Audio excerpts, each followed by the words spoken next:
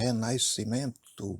Vamos ver primeiramente dois conceitos. Foi um período histórico ocorrido na Europa, onde resgatou-se temas, ideais e técnicas usadas na Antiguidade Clássica, ou seja, Antiguidade Greco-Romana, nos campos da arte, da ciência e da filosofia. O segundo conceito foi um movimento europeu não programado que reformou a arte, a literatura e a ciência, tendo origem na Itália a partir do século XIV. A origem do termo Renascimento surgiu por volta do século XVI para descrever o movimento artístico que havia surgido a partir do século XIV.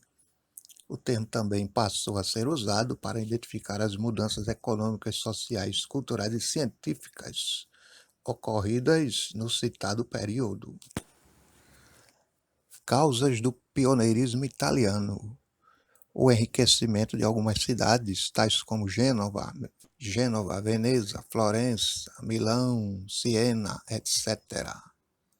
A Itália foi o antigo berço do Império Romano. Foi no Império Romano que surgiu o mecenato, através de um rico político chamado Caio Mecenas. Comparando com a Idade Média, vamos ver as mudanças ocorridas no Renascimento. Na Idade Média, teocentrismo. No Renascimento, antropocentrismo. Na Idade Média, o homem era teísta.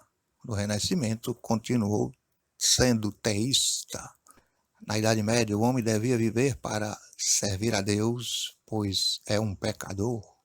No Renascimento, o homem continuava reconhecendo que era pecador, mas não deixava de aproveitar a vida, que era bela, embora curta. Na Idade Média, Deus era a única fonte do verdadeiro conhecimento. No Renascimento, Deus e a natureza são fontes do conhecimento. Na Idade Média, a cultura era dominada pela religiosidade. No Renascimento, resgatou-se a cultura clássica. Na Idade Média, a base da ciência era a autoridade da Igreja. No Renascimento, passou a ser a razão, o questionamento, a dúvida. Na Idade Média, havia o ideal do coletivismo, o ideal do rebanho sendo conduzido pela Igreja. No Renascimento, o ideal do individualismo, a partir do sucesso e do enriquecimento dos burgueses. Na Idade Média, o trabalho era o servil. No Renascimento, o trabalho é o assalariado. Na Idade Média, o símbolo do poder era a posse da terra. No Renascimento, o símbolo do poder é ter mais dinheiro. Na Idade Média, o tempo pertencia a Deus. Portanto, era pecado, era condenável cobrar juros. No Renascimento, Deus era eterno, mas o homem mortal, passageiro. Portanto, os burgueses defendiam a ideia de cobrar juro de quem não pagava. Na Idade Média, a base econômica é a agricultura e no Renascimento é o comércio. Na Idade Média, primeiro a fé, depois a razão. No Renascimento, primeiro a razão, depois a fé. Na Idade Média, o conformismo, o pessimismo, o homem é apenas um espectador da própria vida. No Renascimento prevalece o otimismo e o individualismo. O homem passou a ter um papel ativo na própria vida. Na Idade Média prevalecia o ideal do ascetismo, ou seja, o corpo como fonte de pecado. O indivíduo deveria viver uma vida regrada e fugir dos prazeres. No Renascimento, quem criou o corpo e os prazeres foi Deus. Portanto, deveríamos aproveitar a vida de maneira moderada. Na Idade Média, os temas artísticos eram sempre religiosos. No Renascimento, religiosos e pagãos. Na Idade Média, os quadros eram pintados de maneira bem simples. Já no Renascimento, usava-se a perspectiva, sombreamento, luminosidade, busca da perfeição, etc. A literatura na Idade Média era o trovadorismo, cujos temas eram cantigas de amor, sátiras, maldizer, ambiguidades, etc. No Renascimento, críticas à igreja, à política, retomada do classicismo, comédia, tragédia, hedonismo, etc. Renascimento científico.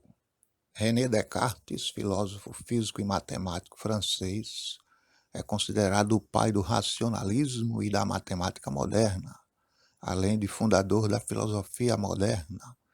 Sua obra mais representativa é o Discurso sobre o Método, um tratado filosófico e matemático, propondo as bases do racionalismo. Francis Bacon, filósofo político e alquimista inglês, criou o método científico, sistematizando o conhecimento humano. É considerado o fundador da ciência moderna. Copérnico e Galileu. O religioso matemático e astrônomo Copérnico desenvolveu a teoria do heliocentrismo, a qual foi comprovada pelo cientista, físico, astrônomo e escritor Galileu Galilei. Johannes Kepler, astrônomo, matemático e astrólogo alemão, aprofundou suas teorias sobre mecânica celeste, inspiradas no modelo heliocêntrico, apresentando estudos sobre as eclipses lunar e solar. Andreas Vesalius, médico belga, autor do livro De Humani Corporis Fabrica, revolucionou a medicina ao elaborar a mais precisa descrição da anatomia humana feita até então. Leonardo da Vinci, cientista, matemático, engenheiro, inventor, anatomista, pintor, escultor, arquiteto, botânico, poeta e músico.